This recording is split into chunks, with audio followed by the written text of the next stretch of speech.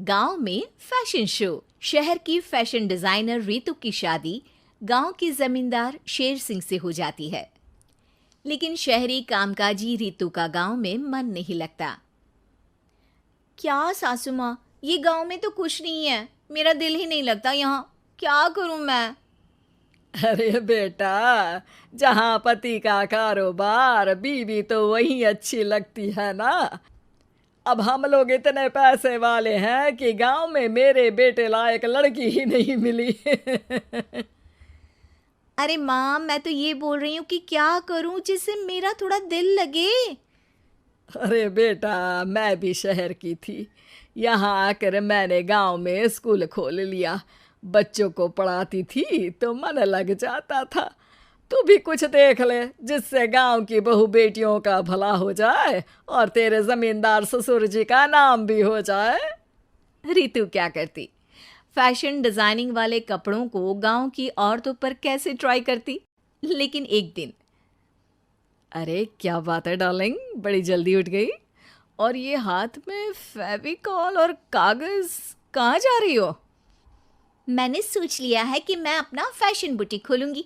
गांव की औरतों को सजा धजा कर फैशन शो करूंगी और यहाँ की औरतों को भी शहर के फैशन से वाकिफ करवाऊंगी। फैशन और यहाँ की औरतें, अरे इन लोगों को तो बस चूल्हा चौका आता है।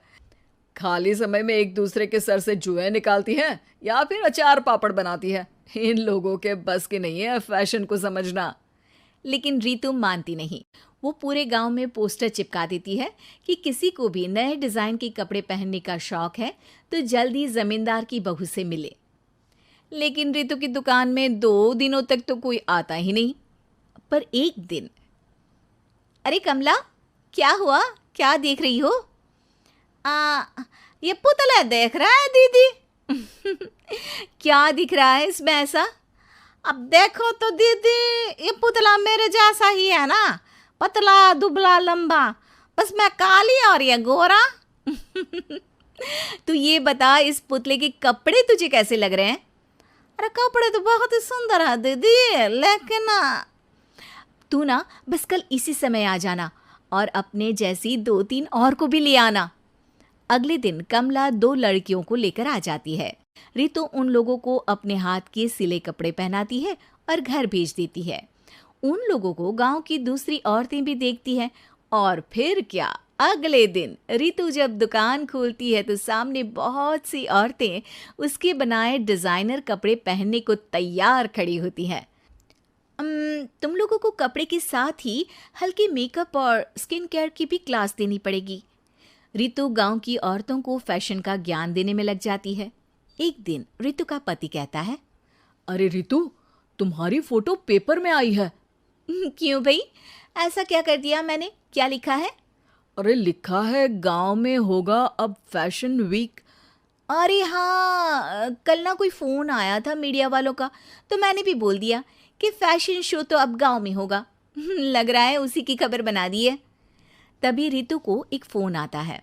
हेलो, कौन बोल रहा है? जी मैं काम्या बात कर रही हूँ, लुक में फैशन वीक से। हम लोगों ने आपका काम देखा। हम शहर वर्सेस गांव का फैशन थीम में एक फैशन शो आपके गांव में करना चाहते हैं। अरे वाह, ये तो बहुत ही अच्छी बात है। मैं अपनी मॉडल्स के साथ शो में हिस्सा ज़रूर लूँगी। बस अब क्या था, वो दिन भी आ जाता है जब रितु की गांव की गोरी शहर की छोरी के साथ स्टेज शो में हिस्सा लेती हैं। शो के बाद, अरे आपकी वो जो कलेक्शन है ना, मैं उसकी पूरी सीरीज खरीदना चाहती हूँ। सच में आपने वो कपड़े डिजाइन करे जो आज के लोग आसानी से घर और बाजार में पहन सकते हैं। और बजट में भी है। हम भारतीयों के लिए तो ये डिज़ाइन बेस्ट है जी। वैसे आपने क्या सोचकर ये कपड़े बनाए और आप इसे कितना आगे और लेकर जाना चाहती हैं? औरतें और फैशन एक दूसरे के पर्यायवाची है। तो ये किसने कहा कि गांव की औरतों को डिज़ाइनर कपड़े पहनने का हक नहीं? मेरा मानना है कि शौक सभी औरतों में होता है। ज़रूरत है तो बस उसे जगाने की, उनके हिसाब और बजट के कपड़ों की, जो मैंने बनाए और सबको पसंद भी आए। अब रितु का गांव हर जगह प्रसिद्ध है, ना सिर्फ रितु के लिए बल्कि वहाँ की औरतों की फैशन के लिए भी।